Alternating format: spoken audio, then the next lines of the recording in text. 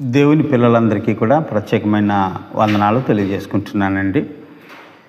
ఈ బసవ బుధవారం మొదలుకొని వచ్చే నెల గుడ్ ఫ్రైడే వరకు కూడా ఎంతమంది అయితే ఉపవాస దినాలు నియమించుకుంటున్నారో వారందరికీ కూడా దేవుడు నూరింతల ఆత్మను దయచేసి వారిని బలపరచాలని, వారిని వెలిగించాలని వారి కొరకు నేను ప్రత్యేకించి ప్రార్థన చేస్తున్నాను.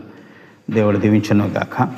ఆదికాండము మొట్టమొదటి అధ్యాయము 1-5 వచనాల వరకు చదువుకుందాం.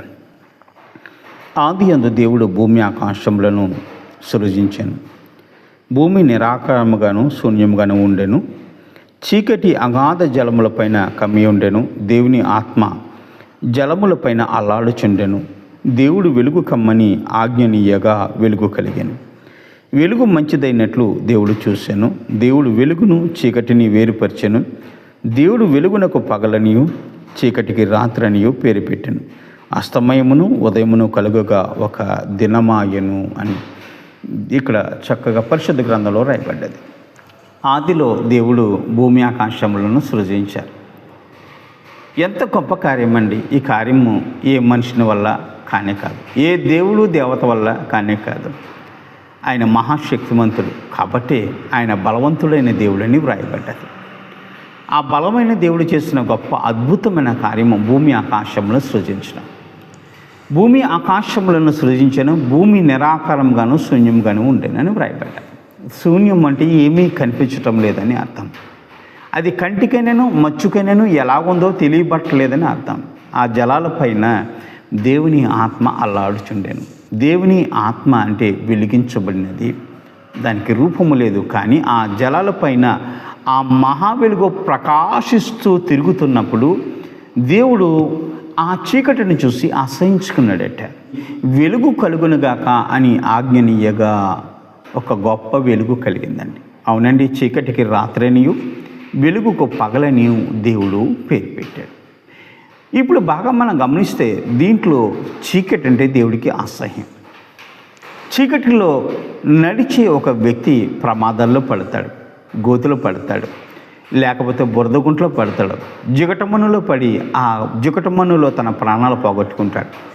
జంతువులు వచ్చి దాడి చేయొచ్చు. చీకటిలో ఎన్నో రహస్యమైన పాపములు చేసి తన బ్రతుకు తెరువును తన జీవితాన్ని నాశనం చేసుకోవచ్చు.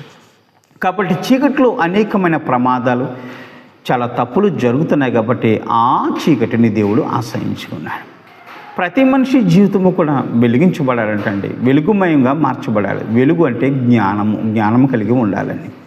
ఆ జ్ఞానం మనం పొందుకుని వెలుగులో నడిచి ఇక చీకటిని ప్రేమించక అసహించుకోవాలని, మనందరం కూడా నశించిపోకుండా ఉండాలని తన ప్రియకుమారుని యందు విశ్వాసం ఉంచి ప్రతి వాడు కూడా నశింపక నిత్య జీవం పొందినట్లు ఆయనను మనకు అనుగ్రహించాడు. యేసుప్రభు వారు మన జీవితంలో ప్రవేశిస్తే మన జీవితాలు మార్చబడతాయండి. ఆయన ప్రవేశించిన ప్రతి చోట కూడా జ్ఞానం వస్తుంది. జ్ఞానంతో ఉన్న ప్రతివాడు కూడా ఇక పాపం చేయకుండా నిత్య వెలుగులో నడుస్తూ ఉంటాడు. యేసుప్రభు వారు కూడా మరలా యేసు నేను లోకమునకు వెలుగై ఉన్నాను, నన్ను వెంబడించేవాడు ఇక చీకటిలో నడవక నిత్య జీవం కలిగి ఉండునని వారితో చెప్పినట్టే. అవునండి, యేసుప్రభు వారు కూడా లోకానికి వెలుగైనారు. లోకం అంటే పాపము, చీకటి. మన రహస్య సంబంధమైన పాపములన్నీ కూడా ఆ చీకటిలోనే చేస్తుంటాం. కాబట్టి దావీదు గారు అంటున్నాడు, నా రహస్య పాపములు నీ ముఖ కాంతిలో కనిపిస్తున్నాయి. అవునండి, మన పాపములు వేరొక మనిషి చూడలేకపోవచ్చు, కానీ చేసే ప్రతి పాపాన్ని, చీకటిలో జరిగించే ప్రతి పాపపు క్రియను కూడా దేవుడు తన కనుదృష్టితో ఎప్పుడు పరిశీలిస్తూనే ఉన్నాడు. మనం చేసే అన్యాయమైన క్రియలన్నీ కూడా దేవుడు పరిశీలిస్తూనే ఉన్నాడు. ఆయన కనుదృష్టికి ఏది కూడా మరుగైనది లేదు. అవునండి, దేవుడు ఆకాశం నుంచి చూస్తున్నాడు. కాబట్టి మన పాపము చేయక దేవుని భయభక్తులు కలిగి ఉండుటే ఎంతో మేలు కదా. అవునండి, ప్రతి మనిషి కూడా వెలిగించబడాలట. ప్రతి మనిషి కూడా వెలుగుమయంగా మార్చబడితే అది దేవునికి ఇష్టమంట. కాబట్టి మనం వెలుగుగా మార్చబడాలని, ఇక పాప సంబంధమైన క్రియలను విడిచిపెట్టి దేవుని వెంబడించాలని, మన ఆత్మలు నశించిపోకూడదని తన కుమారుడిని యేసును మనకు అందరికీ కూడా అనుగ్రహించిన దేవునికి వేలాదిగా స్తోత్రములు చెల్లించే బిడ్డలుగా మనం అందరం ఉండాలి. ప్రియులారా, యేసు ప్రభుని వెంబడిస్తే మన రహస్య పాపములు ఏవైతే ఉన్నాయో అవన్నీ కూడా తేట తెల్లగా బయలుపరచబడినప్పుడు మన అతిక్రమములు దాచిపెట్టుకోకుండా వాటిని విడిచిపెట్టి ఒప్పుకున్న ప్రతివాడు కూడా వర్ధిల్లున్నట్లుగా మన పాపములు క్షమించి నిమిత్తం యేసు ప్రభువు వారు మనందరి మధ్యన ఈ రోజున మనకు అనుగ్రహించబడ్డాడు. ఆయన మన మధ్య సంచరిస్తే, మనతో నడిస్తే, ఆయన వెలుగును పొందుకుంటే ఆత్మ గలవారమై మనందరం కూడా దీవించబడతాం. ఆత్మ కలిగిన వాడు నావాడు అన్నాడు. ఆత్మ లేనివాడు దేవుని వాడు కాదండి. ఆత్మ అంటే వెలుగు. ఆ వెలుగు ప్రతి ఒక్కరు కూడా సంతరించుకోవాలి.